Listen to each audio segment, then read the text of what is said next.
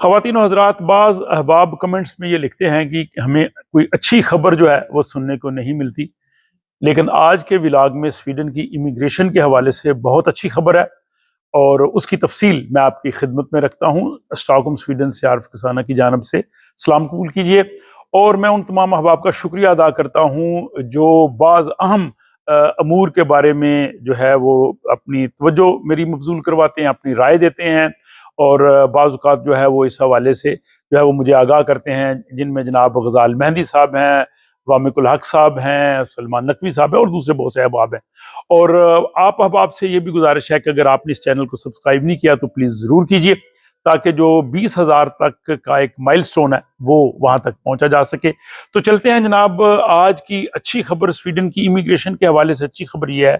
कि जो लोग स्वीडन में पीएचडी करने के लिए आएंगे, पीएचडी स्टूडेंट्स या जो रिसर्च करने के लिए यहाँ की यूनिवर्सिटीज़ में आएंगे, हुकूमत उनके लिए जो परमानेंट रेजिडेंस है उसके तरीकाकार को आसान बना रही है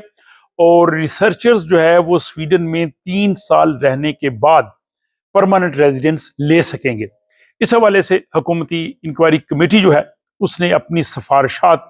स्वीडन के माइग्रेशन के जो वजीर हैं योन फैसल उनको कल दी हैं और उसमें ये सारी तफसील शामिल है। उसकी वजह यह है कि यहाँ पे जो बहुत से रिसर्चर्स आते थे,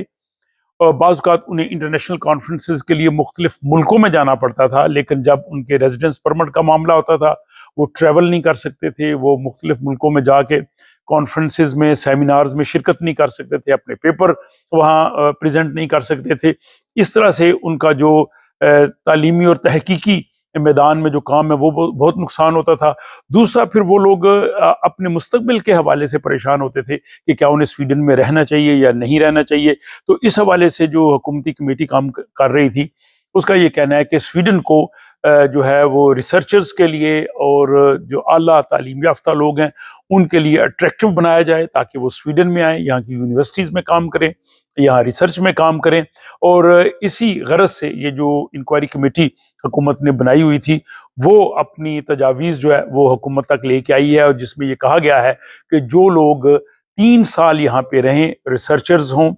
उनको जो है वो परमानेंट रेजिडेंस दे दी जाए। तो इस जो है वो तजवीज़ से जो पीएचडी स्टूडेंट्स स्वीडन में आएंगे या जो रिसर्चर्स हैं उनके लिए बहुत बड़ा फ़ायदा होगा। साथ ही इंक्वायरी कमेटी ने एक और अहम जो है वो मामला उस पर बात की है कि यहाँ पे जो स्टूडेंट्स, इंटरनेशनल स्टूडेंट्स आते हैं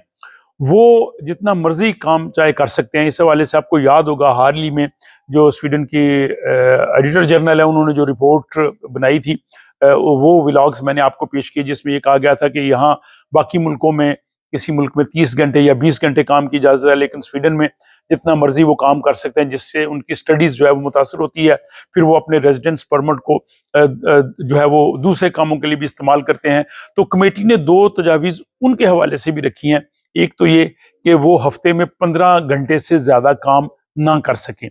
और दूसरा वो जब तक एक ख़ास जो है वो कोर्सेज़ मुकम्मल ना कर लें, उनका रेजिडेंस परमिट जो है वो समझें कि वो उनकी नज़र में रहेगा और उनको अपने रेजिडेंस परमिट को कंटिन्यू करने के लिए उन्हें जो स्पेसिफाइड कोर्सेज़ हैं वो मुकम्मल करने होंगे, यानी उनको तालीम मुकम्मल करना होगी, उसकी तरफ उनको जाना होगा। तो ये 2 तजावीज़ उनके हवाले से भी हैं, लेकिन जो सबसे बड़ा फ़ायदा जो है वो रिसर्चर्स के लिए और पीएचडी स्टूडेंट्स के लिए होगा। और ये अब हुकूमत के पास तजावीज़ आ गई हैं, अब हुकूमत जो है वो इस पे गौर करेगी और अगर हुकूमत इससे एग्री कर जाएगी तो फिर ये मार्च 2026 से जो है वो नाफिज़ अमल हो जाएगा और इससे जो है उन बहुत से लोगों को फ़ायदा होगा कि जो सोच रहे थे कि उनका मुस्तकबिल क्या होगा या यहाँ वो रिसर्च कर रहे हैं या पीएचडी कर रहे हैं। तो ये इमिग्रेशन के हवाले से एक अच्छी खबर थी। अगला व्लॉग आप देख सकेंगे कि जो लोग